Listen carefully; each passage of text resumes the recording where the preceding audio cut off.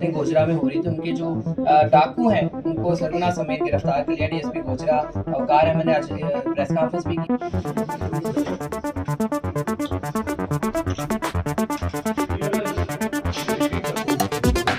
सात आठ बंदे थे जो रोज वारदातें करते थे। तो इसमें एसएचओ साहब और रियायत टीमा इंस्पेक्टर साहब ने मेहनत से काम करते हुए इनको गिरफ्तार किया और इनसे तमाम वारदातें जो गोजरा में हो रही थी और इसके अलावा सिटी टोपा, सदर गोजरा, नवा लाहौर तकरीबन 17-18 वारदातों का इंकशाफ हुआ।